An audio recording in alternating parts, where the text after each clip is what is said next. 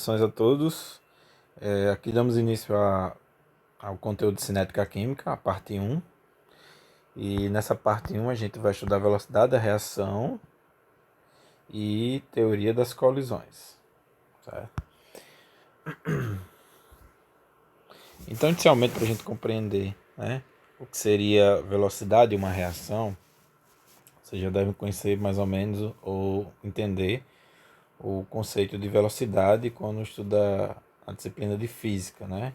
Então nós temos normalmente uma variação de um percurso ou de uma distância específica em relação ao tempo. Então, quanto maior esse deslocamento, né, no menor intervalo de tempo, você tem uma maior velocidade. Tá? Então a velocidade vai variar, vai estar de acordo, no caso, né, com a variação do espaço em relação à variação do tempo. E quanto maior a variação de espaço num menor intervalo de tempo, você tem uma maior velocidade. Então, nas reações químicas, a gente vai avaliar não um deslocamento, né? Mas sim o consumo ou a produção de uma determinada substância. Então, de forma qualitativa, né? Já que a gente, através de uma fórmula, a gente pode quantificar, mas de forma qualitativa a gente já consegue entender que algumas reações são bem mais rápidas do que outras, né? Lógico que isso sempre vai depender de qual referencial você está utilizando. Então aqui a gente mostra aqui uma figura de uma bomba, né? Provavelmente uma bomba atômica explodindo, né? E na outra figura a gente tem uma vela queimando e acho que tem uma terceira aqui que é talvez uma carcaça, né? Do que já foi um trem. E nesse caso você vê traços de oxidação, né? Ferrugem. Então, se você for comparar aqui, colocar em ordem de aparecimento aqui, você vai ver que tem uma reação rápida, né? Aqui você já poderia chamar de uma reação lenta comparada à primeira, né? Mas quando você olha para essa carcaça, né, você já percebe que essa reação ela demora ou leva mais tempo para acontecer em relação à vela. Então você teria uma reação rápida ou muito rápida, uma reação moderada e uma reação lenta. Então, é preciso comparar, né, para poder ter uma noção do que será uma reação rápida, lenta, mas já dá para entender que algumas reações são bem mais rápidas do que outras, né? E a gente está analisando de forma qualitativa. Porém, a gente vai começar a quantificar, né, como foi dado o exemplo de relação à velocidade. Você também pode identificar quando talvez um determinado veículo ou um corpo, né, esteja a uma alta velocidade ou uma baixa velocidade. Tudo é muito relativo, mas você consegue de forma qualitativa dizer, está rápido ou não está rápido, está lento, muito lento, mas você só pode, você consegue comparar de forma melhor quando você quantifica, né? Então, de maneira geral, o que seria esse conceito de rapidez ou velocidade de uma reação, está relacionado, ele no caso é uma grandeza, né? E indica a quantidade de reagentes e produto que vai variar numa reação e de acordo com o tempo, né? Como eu já havia dito, velocidade, normalmente quanto maior a variação de espaço pelo menor tempo, você tem maior velocidade. Porém, em química, quanto maior a formação ou consumo de uma substância, no menor intervalo de tempo, você tem uma reação mais rápida. E aí, você tem aqui, né, o módulo da variação da quantidade, né, da substância dividido pela variação do tempo, né? Então, esse módulo da variação de quantidade, que nos interessa normalmente é só o módulo, porque pode aparecer um sinal negativo ou positivo quando a gente não usa o módulo. Então, esse sinal negativo e positivo pode significar apenas se há uma formação, né, uma produção, ou se há um consumo da substância. Mas aqui diz que a velocidade média, né, de uma determinada substância vai ser o que? O módulo da sua quantidade, da variação da sua quantidade em relação à variação do tempo. Então aqui a gente usa o símbolo, né? A gente tem um colchete, e aí ele é utilizado para representar a concentração, né? Então sempre que você encontrar colchete em relação ao indicativo aqui, no caso é uma substância A, então ele está representando o que? A concentração da substância A. Então, quando vir, por exemplo, o NO3, certo? Então, ele está dizendo que é a concentração do NO3. E, nesse caso aqui, em mol por litro, tá? Em quantidade de matéria em relação ao volume da solução. Sendo equivalente, como ele diz, ao esse M que é empregado, né? Normalmente eu utilizo o M de forma maiúscula, né? Que significa molaridade ou concentração molar, tá? E aí, a gente vai começar a ver alguns valores, né? Aqui tem uma reação, né? A gente tem a amônia formando nitrogênio e hidrogênio. E aí, nesse caso, você tem já uma equação balanceada, 2 mols de amônia.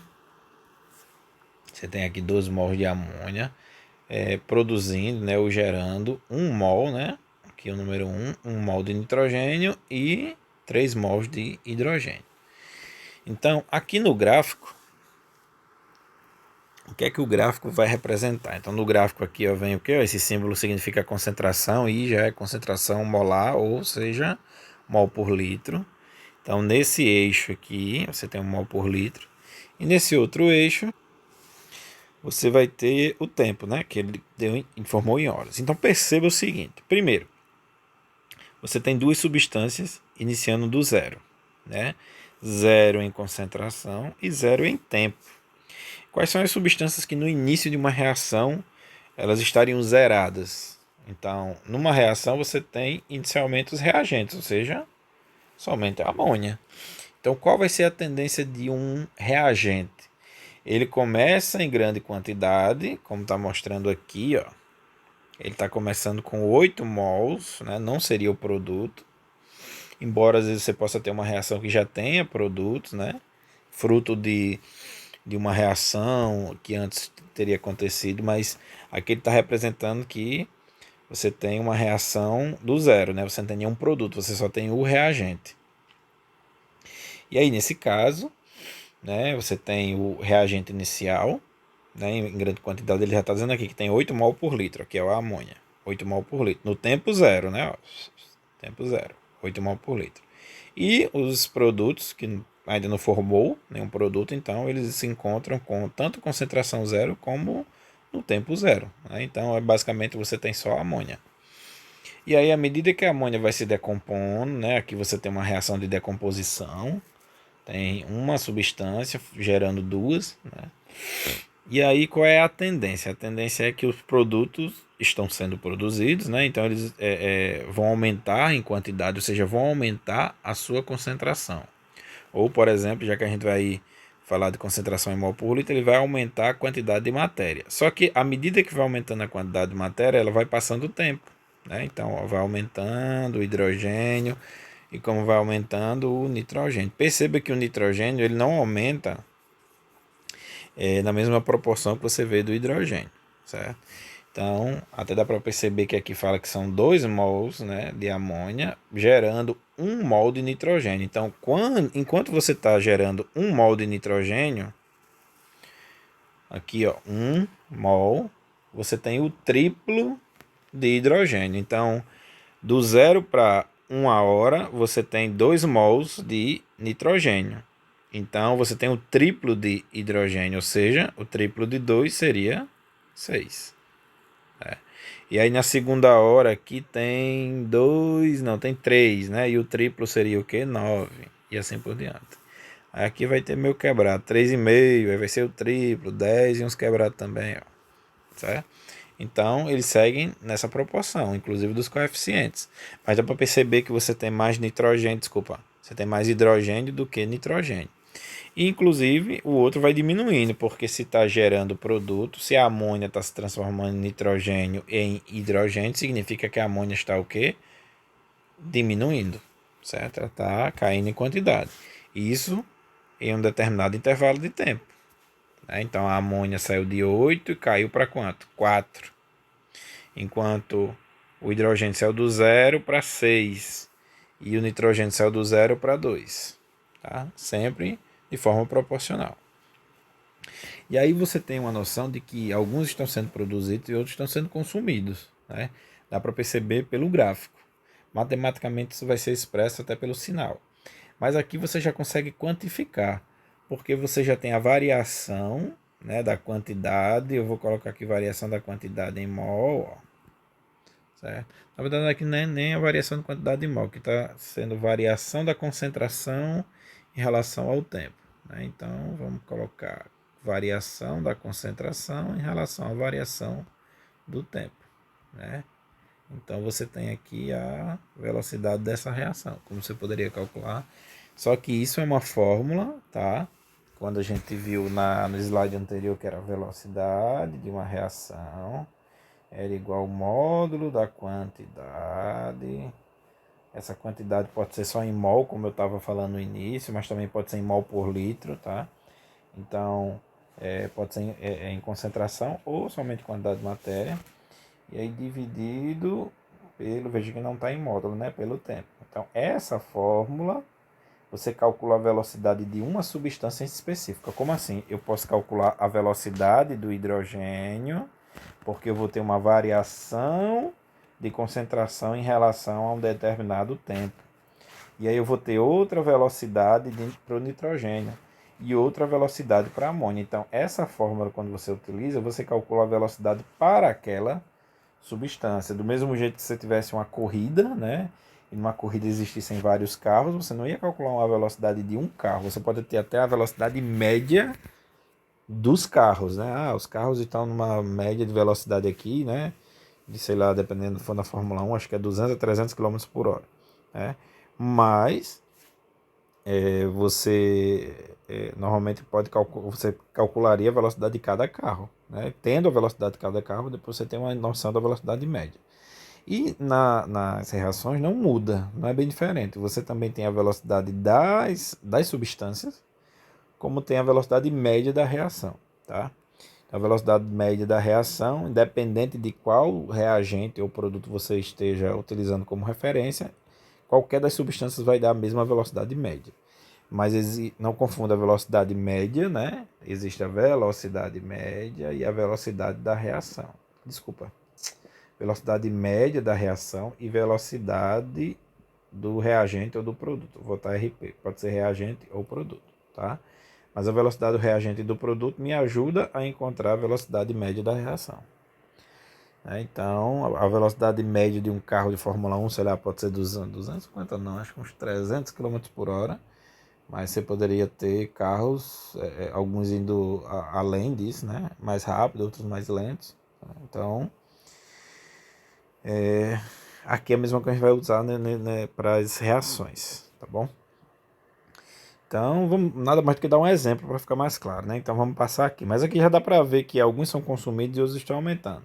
Desculpa, outros estão sendo produzidos ou aumentando e outros estão diminuindo, que no caso sendo consumidos. Então, ó, reagente, produto. Então, a tendência sempre do reagente é diminuir e do produto aumentar. Só lembrar disso. Quem é que está sendo produzido, quem é que está sendo consumido. Olha aqui ele fez a velocidade média para quem, meu Deus, aqui. Consegui identificar, né? Pelos valores que ele está mostrando aqui, eu acho que eu devo ter recortado. Mas aqui, você percebe, entre 0 e 1 hora, então foi entre esse intervalo aqui, depois entre 1 e 2, depois entre o quê? 2 e 3, né? Ele fez a velocidade para intervalos específicos, né? Então aqui está amarelo, roxo e aqui laranja. E aí nesse intervalo amarelo, ele está na verdade analisando como está sendo o decréscimo, né? O decréscimo, ou seja, a velocidade de consumo da amônia. Então eu percebo que de 0 a 1 hora, ou seja, tempo final menos tempo inicial, 1 hora, 0 hora. Concentração final, 4. Concentração inicial, 8. 4 menos 8 daria menos 4. Menos 4 dividido por 1 menos 0 é 1. Menos 4 dividido por 1 era para ter um sinal aqui de menos 4. Só que aqui ele está representando apenas pelo módulo, né, que ele fez da variação de concentração. Porque esse sinal negativo ele só indica que há um consumo da substância. Não? Então todos aqui darão, no caso, negativo. Dariam negativo, no caso. E aí é só para simbolizar, no caso, indicar que você está tendo o quê? Um decréscimo, né? Sempre a, o inicial, desculpa, o final, ele é menor do que o inicial. Então, se sempre você tem um valor final, isso no caso, né, final maior do que o inicial, então significa que está havendo um decréscimo. Então, normalmente ele calcula o módulo porque não interessa saber velocidade negativa no caso, né? Então, se você encontrar uma velocidade de reações, no caso, né, sendo negativa, ele está dizendo que a velocidade daquela reação, né, você usa o módulo lá, por exemplo, 4 mol por litro, né, por hora. Então, aqui está dizendo que ele é consumido entre 0 e 1, cerca de 4 mols por litro a cada hora, né?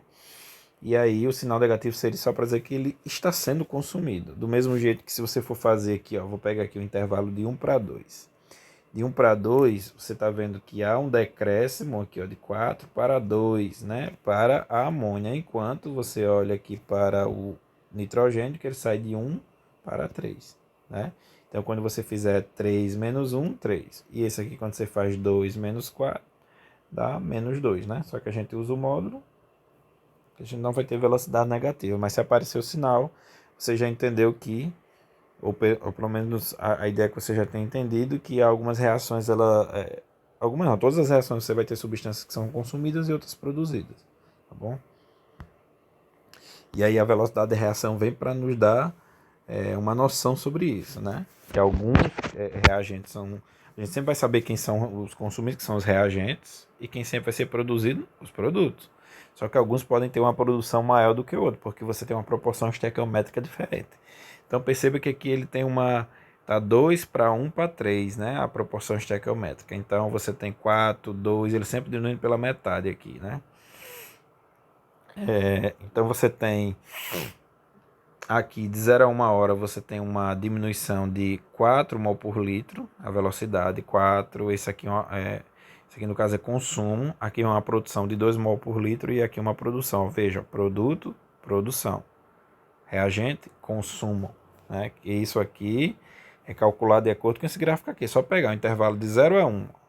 Então de 0 a 1, aqui você pode fazer final menos sinal. Quem é o final? 2 menos 0, 2, né? O intervalo é 1, 2 dividido por 1, então você já tem a concentração inicial do nitrogênio, 12 mol por litro. Se você for pegar o hidrogênio, ó, o hidrogênio tem no final de 1, né?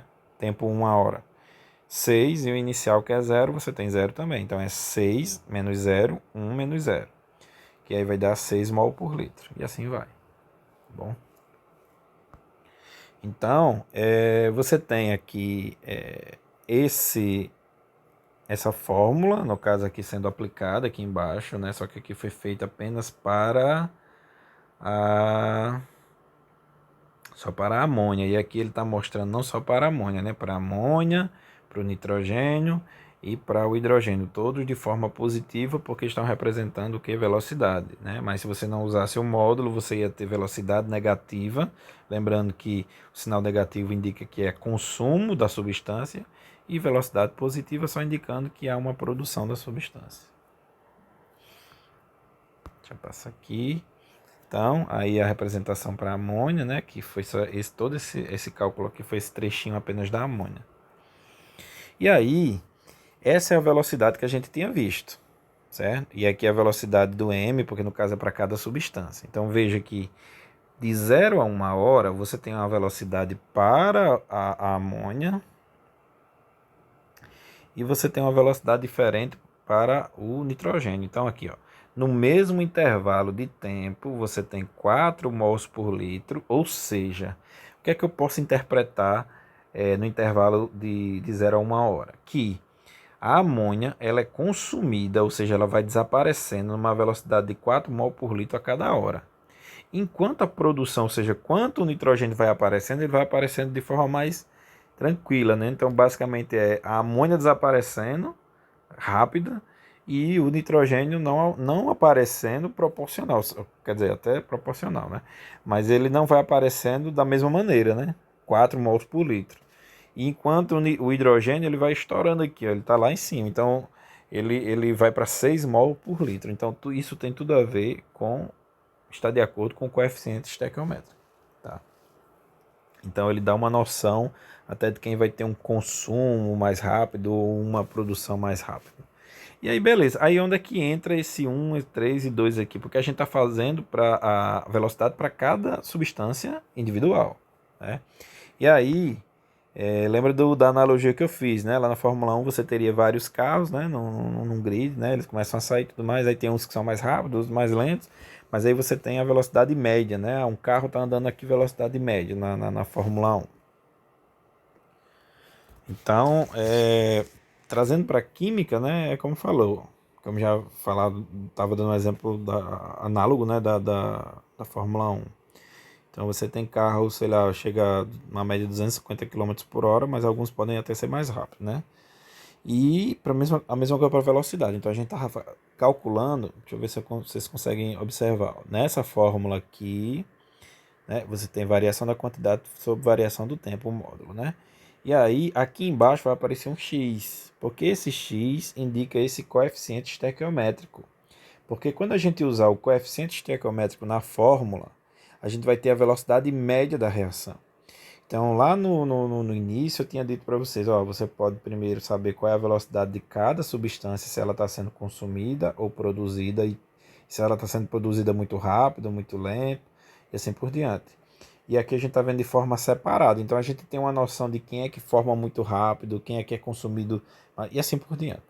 E aí, quando a gente coloca esse x aqui, a gente coloca o coeficiente. Então, essa velocidade que você está achando de 0 a 1, ela vai me dar uma velocidade média. Então, perceba aqui, ó, que aqui era a velocidade do 4 mol por litro, né? Era sem esse x aqui. Deixa eu passar aqui. Sem o x, era 4 mol por litro. Então, aqui era a velocidade da amônia. Velocidade do nitrogênio, 12 mol por litro, usando essa fórmula. E assim por diante. Quando eu coloco aqui embaixo o x, que no caso é o coeficiente estequiométrico, então, ó, 4. Bom, eu cheguei nesse 4 através dessa fórmula que eu ainda não tinha colocado o x. Na hora que eu coloco o x, faltou eu dividir, então. Então é 4 dividido por 2. Então ficou o quê? 2 mol por litro de produção.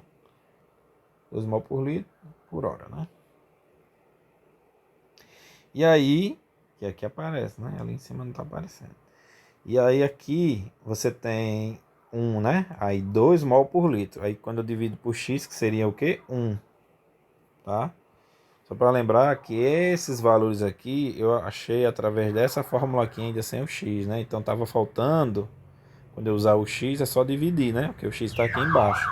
Então o valor que eu encontrei dividido por x. Então aqui o valor foi 2 dividido por 1, já que o coeficiente é 1.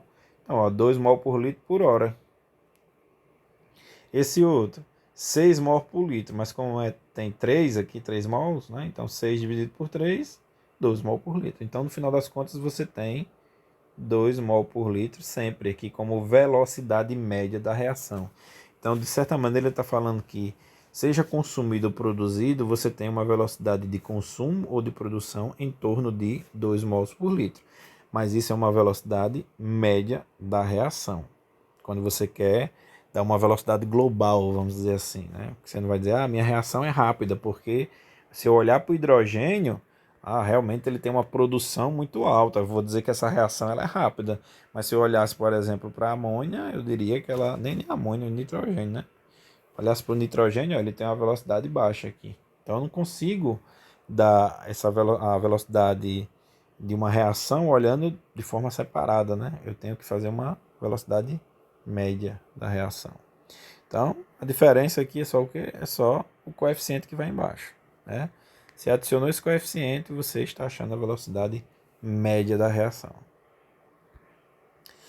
E aqui a gente tinha visto um gráfico que era concentração e tempo. Quando a gente tem concentração e tempo, a tendência do produto é aumentar, sair do zero e aumentar. Alguns aumentam mais do que outros, vai depender do coeficiente estequiométrico. E os reagentes é o que? Eles já começam com uma boa quantidade no início e vão o que? Diminuindo porque estão sendo consumidos. E a reação está representando aqui, ó, ele é reagente, ele é consumido e vai se transformar em produto, né? Daí tem outra fórmula, desculpa, tem outro gráfico, né? E aí nesse gráfico ele não dá concentração, aqui em cima ele dá velocidade. E aqui embaixo ele tem o que? Tempo. E aí ele está mostrando que uma reação, né? Aqui você tem o aumento, a velocidade no início ela é alta e depois você vai tendo um decréscimo dessa velocidade, certo?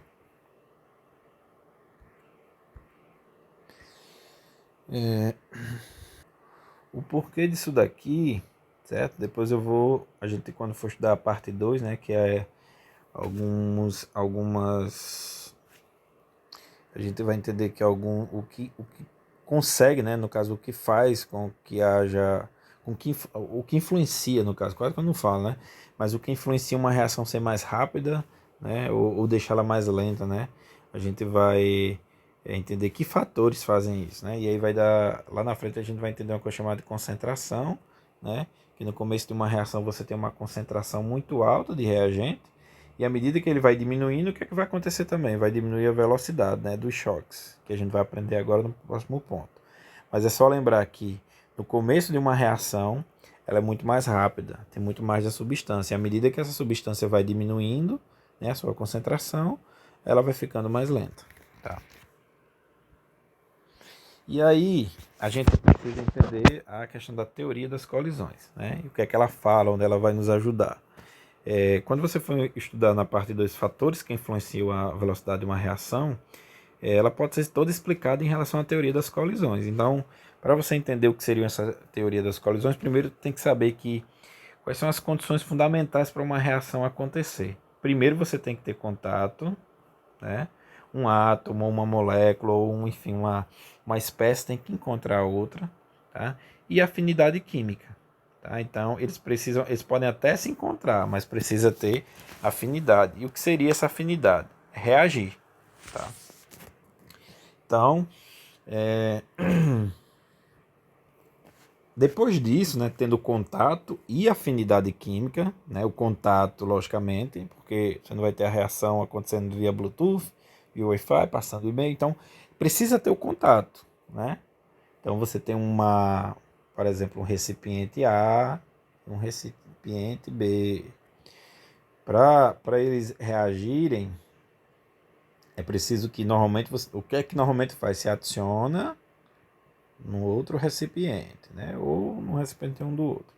E aí você tem A mais B aqui. E aí A mais B precisa se encontrar, interagir, né?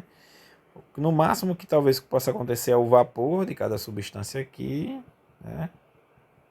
Se encontrar e ocorrer uma reação também. Mas, mesmo que seja o vapor, ou seja, só a forma líquida, precisa o quê? Você precisa de contato entre as partes, tá? Então, e para acontecer isso, aí é onde entra a teoria das colisões. Então, além do contato, precisa ter alguma afinidade, porque A pode encontrar com B, né? E nem ligar, tá nem aí. E não acontecer a reação, tá bom? Mas, para acontecer a reação, aí entra a questão do mínimo que é preciso. Então, existe uma energia mínima para isso acontecer e uma orientação favorável. Então, provavelmente aqui vai ter algumas figuras, né, do pronto. Então, uma das primeiras coisas é sobre a orientação.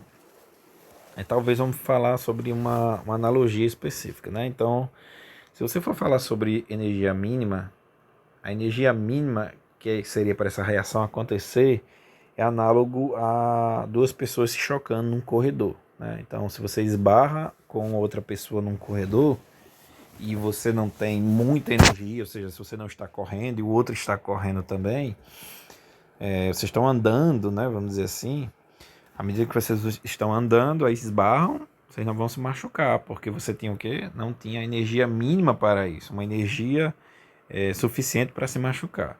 Mesmo que você tivesse correndo, né, eu estou correndo, uma pessoa vem correndo do lado do corredor e outra do outro lado, né? Aqui uma situação inusitada, enfim, os dois não estivessem se observando, já apenas correndo de cabeça baixa. E aí eles estariam com uma alta velocidade. E aí você pode até afirmar, cada um tem uma energia, né? Então o cabinha vem de um lado e o outro está do outro aqui. Perceba a riqueza de detalhes, né?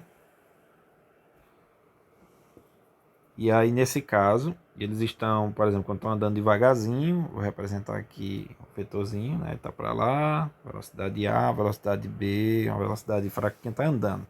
Esbarrou, aconteceu nada. E depois ele está numa velocidade maior aqui, de A e B também. Está com a moléstia, como diz, né? E aí, provavelmente, eles vão se machucar, né? Mas pode ser que não, porque vai depender da orientação.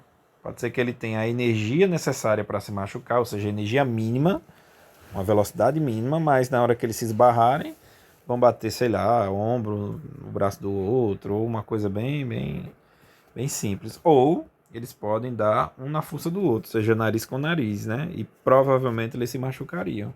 Então, é uma analogia simples, mas veja que primeiro você tem que ter energia suficiente e segundo você tem que ter uma orientação suficiente. Ou seja, se eles se chocarem de frente, com essa velocidade eles vão o quê? Se dar mal, vão se machucar, né? Acidente de carro funciona da mesma maneira, né? Então você pode ter um carro, ele vai esbarrar no outro, mas se ele tiver numa velocidade baixa, ou seja, tiver tipo estacionando, né? Não vai acontecer muita coisa com outro carro. Talvez arranhar, né? Amassar uma lataria, mas se eles tiverem uma alta velocidade, né? Se esbarrarem, né? Só tocar retrovisor com retrovisor, não acontece nada, porque não tinha muita energia, né?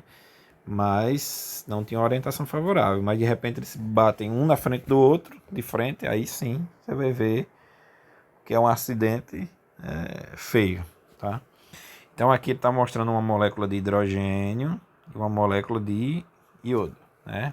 Isso aqui é uma representação apenas, não quer dizer que o iodo seja inclusive vermelho e o átomo de hidrogênio seja dessa cor, tá?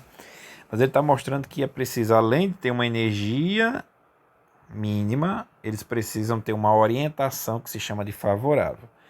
Isso também é uma representação, não necessariamente significa que a orientação favorável é essa. Poderia ter sido uma orientação, sei lá, troncha aí, ó, desse jeito aqui, né? Mas enfim, você tem, aqui é só uma representação, então está mostrando que essa seria a orientação favorável. Eles precisam que está em alta velocidade, ou seja, com energia mínima para que a reação aconteça, mas pode ser que ele se esbarre, né, as moléculas se encontrem e a reação não aconteça. Então tem que ter uma orientação favorável também. E aí, ó, depois dessa orientação favorável, foi desfeita a ligação entre os dois iodos, foi desfeita a ligação entre os dois hidrogênios, e aí acaba que o hidrogênio se liga ao iodo, do mesmo jeito que o iodo aqui é o hidrogênio. Tá? Então é só lembrar isso aqui. Isso aqui é que é para que a reação possa ocorrer, né? No caso, aqui são as condições mínimas, né?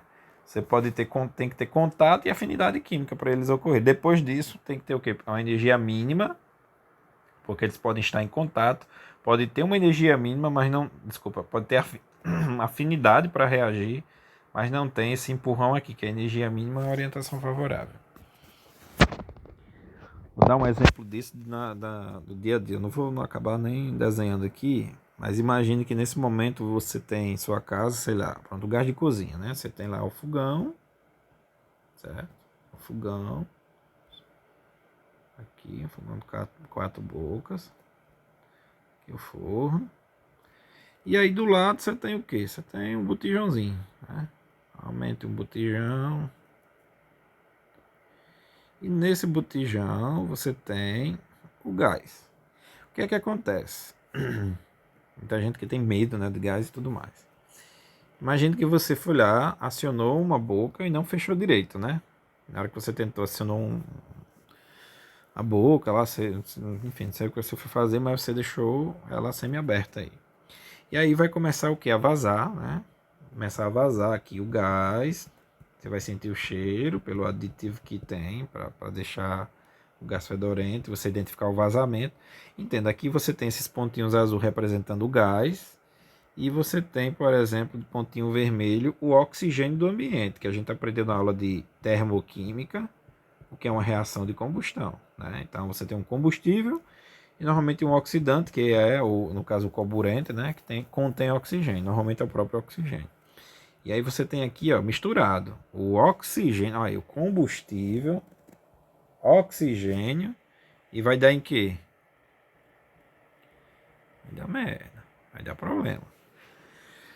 Por quê? Tá faltando uma coisa, que aí agora que eu quero que vocês entendam o que é que a gente vai estudar em cinética, né? Olha, Aqui, a gente já pode dar um checklist aqui. Você tem vermelho, o contato, vermelho com azul, porque você deixou a boca aberta, ó, do fogão.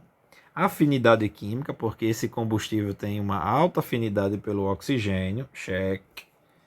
Beleza, você já teve a condição mínima aí para fundamental, na verdade, que ele chama, né? A condição fundamental é ter contato e afinidade química. Eles possuem os dois, estão em contato e têm afinidade química. Mas existe uma coisa que está faltando aí. Eles podem até ter orientação favorável, as moléculas podem estar se chocando de forma favorável, né? Como um carro pode bater de frente com o outro, mas tipo, o cara está estacionando, né? Sei lá, só manobrando, né? Tipo, quando alguém está colocando numa vaga, né? Tem dois carros, e o cara vai, bota o carro aqui, aí vai para frente, vem para trás, e não sei o que, daqui a pouco encaixa o carro. Aí sem querer ele bateu nesse carro de trás, ou seja, ou na frente, né? Então vamos dizer que foi na frente, ele bateu de frente, mas com a velocidade não dá nem para considerar que seria um acidente, né? Então não acontece muito estrago. Então ele tem uma orientação favorável, mas tem energia mínima. Então aqui está faltando energia mínima. Normalmente essa energia mínima, né? Você tem ali um botãozinho, né, no fogão que agora já tem, já vai para a tomada. Você bota lá na tomada, né? Vou dar aqui os pinos. Que aí você aciona de forma elétrica. Ou você apela para o velho fósforo, né? Que é fósforo, tá errado, é fósforo. Então, vai lá e pega um fósforo e risca aqui do lado, né? Então você fornece, fornece essa energia mínima para a reação que começar. Só que você fornece energia mínima, mas ainda assim as moléculas precisam ter uma orientação favorável, elas precisam se chocar de maneira correta. Então por isso que, entenda, a reação de combustão ela é uma reação que a gente chama de exotérmica. O ΔH é menor do que zero. E ΔH menor do que zero são reações espontâneas, né? Depois que elas começam, elas continuam. Diferente de uma reação endotérmica, é que você tem que estar sempre alimentando com calor para ela acontecer. Mas perceba que ela não acontece aleatoriamente. Depois que ela começar, ela continua. Ou seja, depois que você acionar aqui a boca do fogão, se você não desligar o gás, o a borra vai-se embora todinho, ele gasta todo, porque é automático, né? É espontâneo. Mas perceba que se você abrir aqui, acionar essa boca, né, para a saída do gás, e tem os dois reagentes aqui, o oxigênio e o combustível, mas você não forneceu a energia mínima, que é o pontapé inicial, né? Essa reação não acontece. Então eu estou falando já até da energia mínima para começar a reação, né? Mas depois que essa reação está acontecendo aqui, por exemplo, essa que é espontânea, que é a exotérmica, como ele libera calor, o próprio calor já ajuda, né, nessa energia mínima, diferente da endotérmica. Então pronto. Então aqui são o que basicamente você precisa saber para que uma reação aconteça. Tá? Então essa é a teoria das colisões. E aí o que isso vai nos ajudar? É que aqui, por exemplo, no caso eu vou dar outro exemplo, né, ele está colocando aqui O3, que é ozônio, tem que ter um monóxido de nitrogênio colidido com a geometria favorável, né? Aí, tô vendo aqui que seria, ele fala do complexo ativado, né? E aí o que é esse complexo ativado, tá? Então você tem a molécula dos dois, eles vão se chocar, né? Letra A, aí depois o B tá aqui. E aí,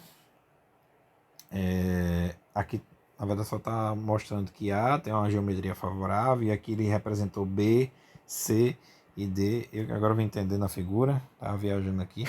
B, C e D tem geometria desfavorável. Perceba que isso é apenas uma sugestão do autor, tá? Só para dizer assim, ó, existem. Ele não sabe qual é, mas nessa reação existe uma, por exemplo, geometria que é favorável e existem várias outras que seriam geometrias não favoráveis. Ele coloca aqui várias posições. Tá? Então ele diz, né, afirma que seria essa daqui a favorável. Independente de qual é a posição favorável, o que você precisa saber é que existe uma geometria que é favorável, pode até ter mais de uma, E aquela geometria favorável é que faz com que a reação aconteça. Então, o que é que a gente já pode tirar aqui? Que quanto mais colisões, maior vai ser a velocidade da reação. Olha, eu estou falando de colisões, então não estou definindo colisões favoráveis ou não favoráveis, ou desfavoráveis no caso, né? E alguns livros chamam de... Esqueci o que os outros livros falam, é como, meu Deus... Enfim, favoráveis e não... Se eu lembrar, eu comento com vocês. Então, favoráveis e não favoráveis. E aí, nesse caso, quando você aumenta o número de colisões, aumentando as colisões, lembre disso, aumenta a velocidade.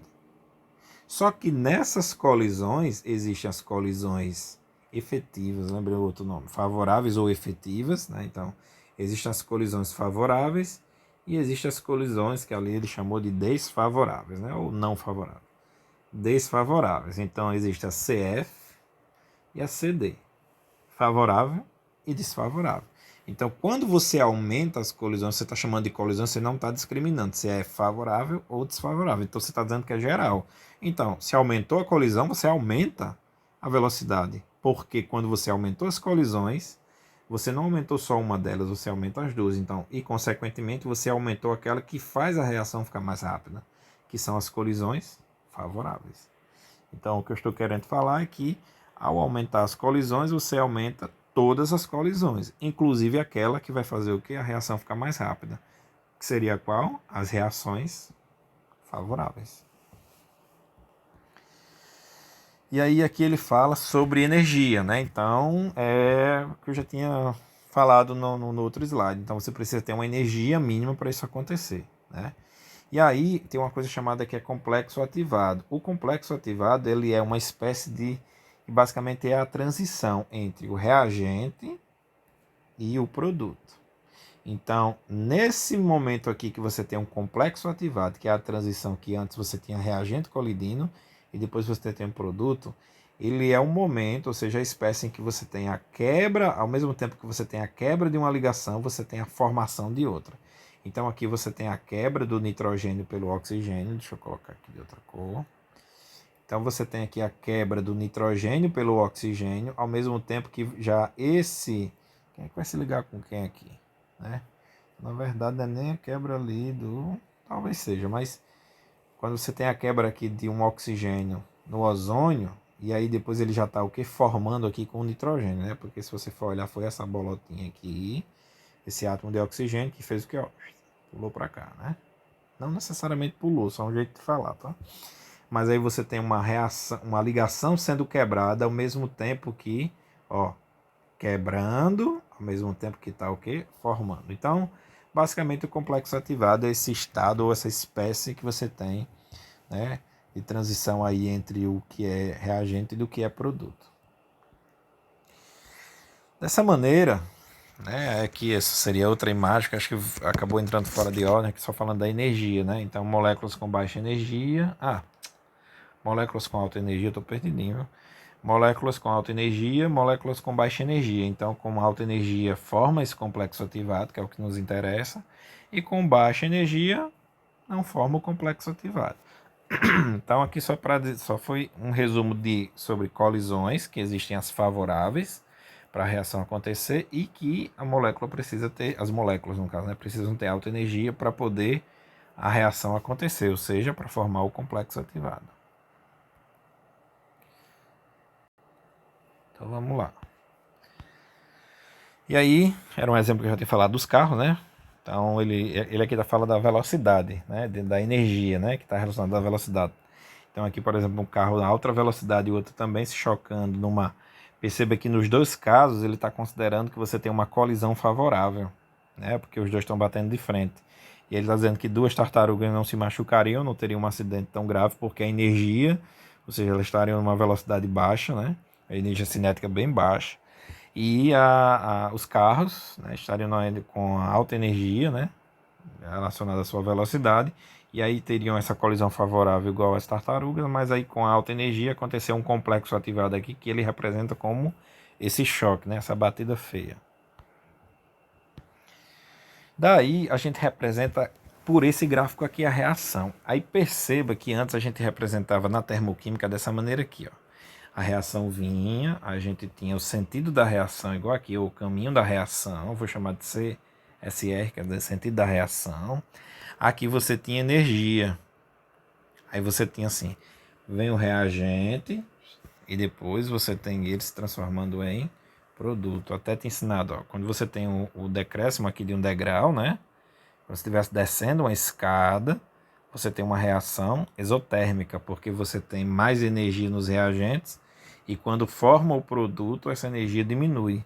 Então, justamente essa diminuição de energia, que foi essa variação de entalpia do reagente menos entalpia do produto, então você faria ΔH é a entalpia do produto menos a entalpia do reagente. Ou seja, perceba que aqui tinha mais energia. Vamos supor que aqui está dizendo kJ, né, por mol. Vamos supor que aqui tinha 100 kJ. Aí quando decresceu o produto, ele foi ali para 20 kJ. O que foi que aconteceu então? 100 kJ ela no reagente, quando formou o produto só tem agora armazenado 20. Então ele acabou liberando o quê? Essa variação de entalpia seria 80 kJ.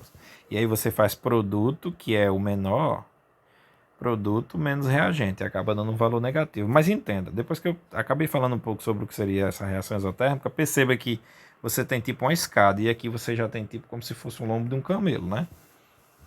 Aquela cacunda que ele tem. E o que isso significa? Isso, na verdade, é um ponto importante. Como eu tinha falado para vocês, existe, por exemplo, quando você aciona a boca do fogão e não desliga corretamente, se fosse tão simples como eu acabei de mostrar, né? Como eu tinha mostrado agora há pouco, que você tem apenas o decréscimo, né? Você tem um degrau descendo, né? Uma escada descendo assim, e seria tipo, as reações aconteceriam de forma mais simples. Bastaria ter o contato, né, das substâncias e afinidade química. Mas o que acontece é que esse pico que tem aqui, que ele está chamando de complexo ativado, é justamente o que impede as reações de acontecerem de forma espontânea, né? Começarem de forma espontânea, né? Então era basicamente você não precisaria de um fósforo ou daquele acionamento elétrico no fogão, porque assim que você abrisse, né, a boca do fogão, começasse a sair o gás, o que é que ia acontecer? Automaticamente ele ia queimar. E isso não acontece. Você tem que abrir e depois tem que ou riscar um fósforo, ou fazer um acendimento automático, ou alguma faísca para a reação começar. Então, esse morrinho aqui, ou essa cacundazinho aqui, ou esse ponto máximo que você tem aqui, a gente chama de energia de ativação, certo? Não é energia mínima que ele está dizendo lá, energia favorável. Peraí, deixa eu voltar aqui para ler do jeito que ele colocou para vocês. Então, energia mínima mesmo. Pronto, energia mínima, certo? Então, aquela energia mínima que a gente estava ali, vai ver que o professor de vocês está viajado aqui, né? Então, essa energia mínima para acontecer, certo? Para chegar no ponto aqui do complexo ativado. Realmente, eu tinha representado lá a figura, quando você tem energia mínima, atinge o complexo ativado. Aqui tem uma definição para nos ajudar. Aí diz, ó, energia de ativação, que ele representa como EA, é o valor mínimo de energia que as moléculas de reagente devem possuir para que uma colisão entre elas seja eficaz, né? Então, eficaz, ó, agora ele está usando eficaz, mas lá atrás estava como favorável. Quanto maior for a energia de ativação, mais lenta será a reação, ou seja, mais energia a gente precisa para essa reação acontecer. Tá? Então, nesse caso aqui, a energia de ativação é essa energia mínima para formar o complexo ativado. Então, aqui ele está considerando, por exemplo, que você tem uma colisão aqui, né? Uma colisão favorável, né? Um posicionamento favorável. Mas até mesmo que você tenha esse posicionamento favorável, você tem que ter o quê? Uma energia mínima para acontecer, tá? E aí essa energia mínima que nos ajuda a chegar ao complexo ativado, né? A energia mínima e a colisão eficaz, ou seja, tem que ter uma geometria específica para acontecer. Quando isso acontece, aí a gente diz que existe a energia de ativação, né? Que é justamente esse valor mínimo, né? Então você pode até fornecer mais energia, mas ele só precisa de um mínimo ali para acontecer. Então perceba que algumas reações basta, né, um fósforo ou uma fagulha, Então, voltando lá para a questão do vazamento de gás, né?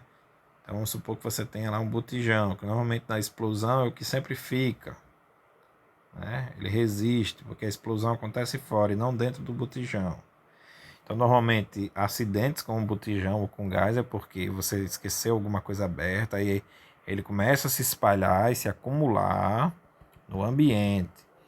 Aí você chega, Deus me livre, né? Mas você chega, aí sente um cheiro de gás, não acenda a luz, não acenda nada, não acione nada. Abra as portas, se for possível, ligue para o bombeiro ou é um pouco arriscado, né? Porque dependendo da quantidade de gás pode ser perigoso você entrar, mas você abre a porta para tentar fazer com que ele saia e avisa o pessoal vizinho, em nome de Jesus, porque até mesmo o gás quando está se espalhando na sua casa, né?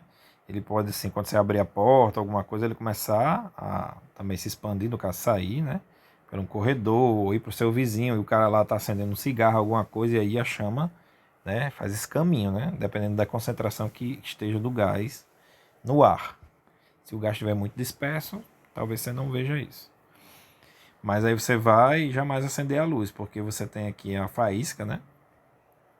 Quando você tem o encontro dos contatos, né, no interruptor, e aí acaba formando um arco elétrico, e aí pode acontecer um acidente, né, acionar isso daqui. Então perceba que esse arco elétrico não precisa ser uma quantidade de energia muito grande, né?